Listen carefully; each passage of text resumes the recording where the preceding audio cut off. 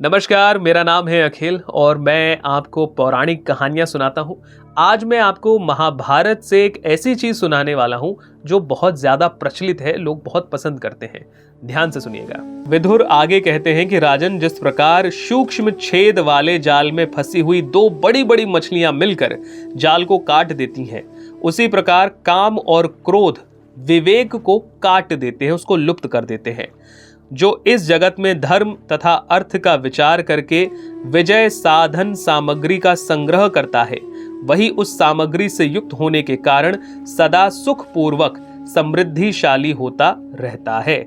जो चित्त के विकारभूत 5 इंद्रिय रूपी भीतरी शत्रुओं को जीते बिना ही दूसरे शत्रुओं को जीतना चाहता है, शत्रु से पराजित कर देंगे।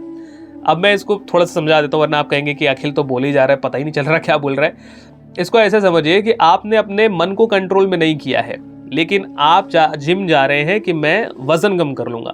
अब एक्सरसाइज तो कर रहे हैं, लेकिन इधर मन कंट्रोल नहीं कर रहे हैं, उल्टा सीधा खा रहे हैं, तो आप एक तरीके से जिम में जो लड़ाई लड़ रहे हैं वो हारते चले जाएंगे। क्यों? क्योंकि आपने अपनी इंद्री को वश में नहीं किया है। आई होप अब आपको थोड़ा बहुत समझ में आ रहा होगा। पापाचारी दुष्टों का त्याग ना करके उनके साथ मिले रहने से निरपराध सज्जनों को भी उन पापियों के समान ही दंड प्राप्त होता है।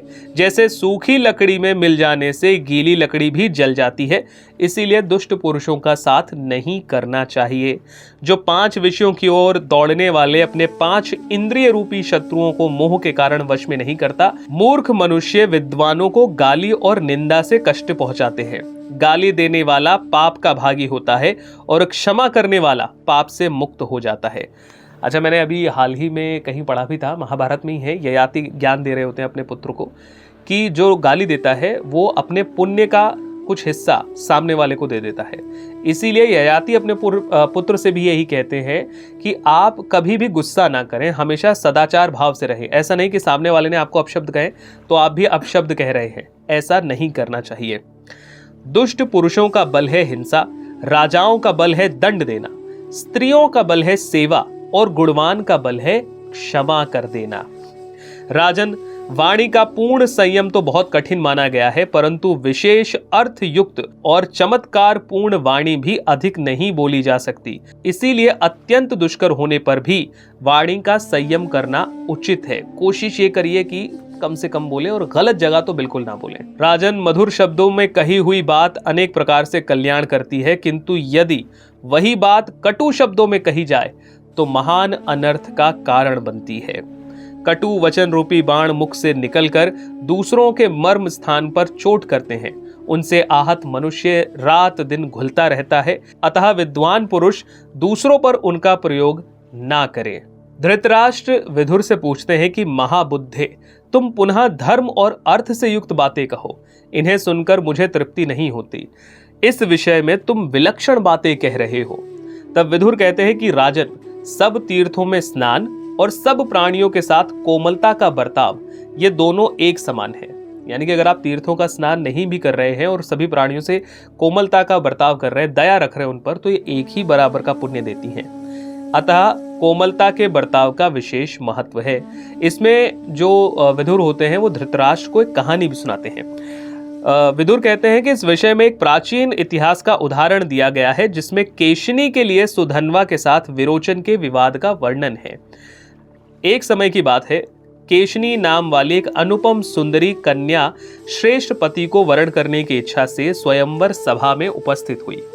उसी समय दैत्य कुमार विरोचन उसे प्राप्त करने की इच्छा से वहां आया। तब केशिनी ने दैत्यराज से इस प्रकार से बात की। केशिनी बोली, विरोचन, ब्राह्मण श्रेष्ठ होते हैं या दैत्य? यदि ब्राह्मण श्रेष्ठ होते हैं तो सुधन्वा ब्राह्मण ही मेरी शैया पर क्यों ना बैठे, अर्थात मैं सुधन्वा से ही विवाह क्यों ना करूं? इस पर विरोचन कहते हैं कि केशिनी, हम प्रजापति की श्रेष्ठ संतान हैं, अतः हम सबसे उत्तम हैं। ये सारा संसार हम लोगों का ही है। हमारे सामने देवता क्या है और ब्राह्मण कौन चीज है? केशिनी फिर कहती है, विरोचन, इसी जगह हम दोनों प्रतीक्षा करें।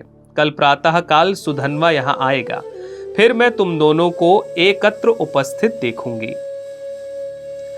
विरोचन कहते हैं, कल्याणी, तुम जैसा चाहती हो वैसा ही करूंगा मैं।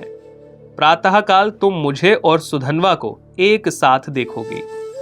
विदुर जी आगे कहते हैं, राजाओं में श्रेष्ठ धृतराष्ट्र। इसके बाद जब रात बीती और सूर्यमंडल का उदय हुआ, उस समय सुधन्वा उस स्थान पर आया जहां विरोचन केशिनी के साथ उपस्थित हुआ। सुधन्वा प्रहलाद कुमार विरोचन और केशिनी के पास आया। ब्राह्मण को आया देख केशिनी उठ खड़ी हुई और उसने उसे आसन, पाद्य और अर्घ दिया। पाद्य होता है पैरों को धोना, अर्घ होता है हाथों को धोना। सुधन्वा कहते हैं कि विरोचन, पिता और पुत्र एक आसन पर बैठ सकते हैं। 2 ब्राह्मण, 2 क्षत्रिय, 2 वृद्ध, 2 वैश्य, ये भी एक साथ एक आसन पर बैठ सकते हैं, किंतु दूसरे कोई 2 व्यक्ति परस्पर एक साथ नहीं बैठ सकते। तुम्हारे पिता प्रहलाद नीचे बैठकर ही उच्च आसन पर आसीन हुए मुझ सुधन्वा की सेवा किया करते हैं। तुम अभी बालक हो, घर में सुख से पले हो, अतः तुम्हें इन बातों का ज्ञान नहीं है।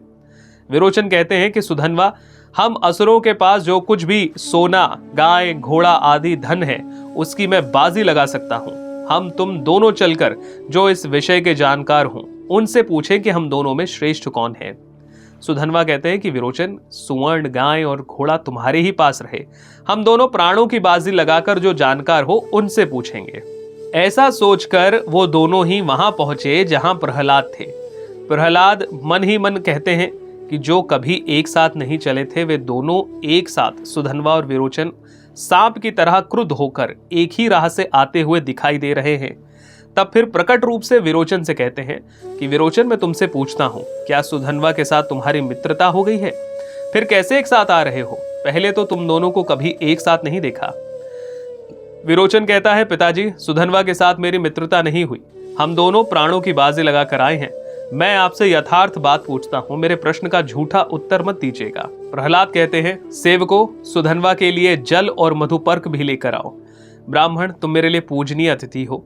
मैंने तुम्हें दान करने के लिए खूब मोटी ताजी सफेद गौ रखी हुई है। सुधन्वा कहते हैं, प्रहलाद, जल और मधुपर्क तो मुझे मार्ग में ही मिल गया है।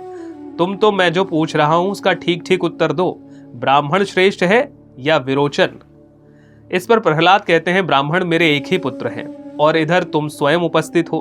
भला तुम दोनों के विवाद में मेरे जैसा मनुष्य कैसे निर्णय कर सकता है? जिस पर सुधन्वा कहते हैं, तुम्हारे पास गौ तथा दूसरा जो कुछ भी प्रिय धन हो, वह सब ओर से पुत्र विरोचन को दे दो, परंतु हम दोनों के विवाद में जो तुम्हें ठीक ठीक लगे वही उत्तर देना। इस पर प्रहलाद कहते हैं, अब मैं आपसे एक बात पूछता हूं, जो सत्य ना बोले या असत्य निर्णय किया, ऐसे दुष्ट वक्ता की क्या स्थिति होगी? ये एक तरीके से प्रहलाद खुद के लिए पूछ रहे कि अगर मैंने झूठ बोल दिया तो क्या हो सकता है।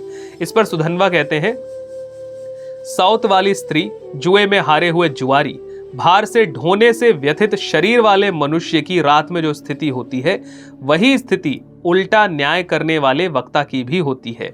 जो झूठा निर्णय देता है वो राजा नगर में कैद होकर बाहरी दरवाजे पर भूख का कष्ट उठाता हुआ बहुत शत्रुओं को देखता है।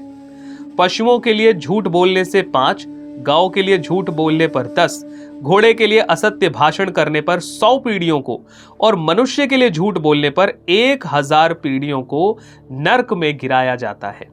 स्वर्ण के लिए झूठ बोलने पर अपनी भूत और भविष्य वाली सभी पीढ़ियों को नरक में गिराया जाता है।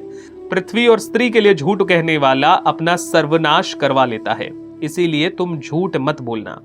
प्रहलाद ने कहा, विरोचन, सुधन्वा के पिता अंगिरा मुझसे श्रेष्ठ है, सुधन्वा तुमसे श्रेष्ठ है, इसकी माता तुम्हारी माता से श्रेष्ठ है, अतः सुधन्वा जीत गए हैं। विरोचन, अब सुधन्वा ही तुम्हारे प्राणों का स्वामी है। इस पर सुधन्वा कहते हैं कि प्रहलाद, तुमने धर्म को ही स्वीकार किया है, स्वार्थवश झूठ नहीं कहा है, इसीलिए अब तुम्हारे इस दुर्लभ पुत्र को मैं तुम्हें फिर से दे रहा हूं।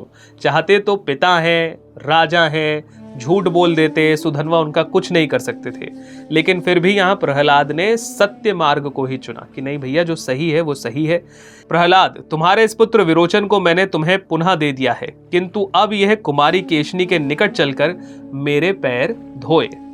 अब यहाँ पर विदुर वापस आते हैं और कहते हैं कि इसीलिए राजेंद्र, आप पृथ्वी के लिए झूठ ना बोलें। ऐसा नहीं है कि कौरवों के पक्ष में आप झूठ बोल दें और जो पांडव है उनके साथ कुछ अन्याय कर बैठे।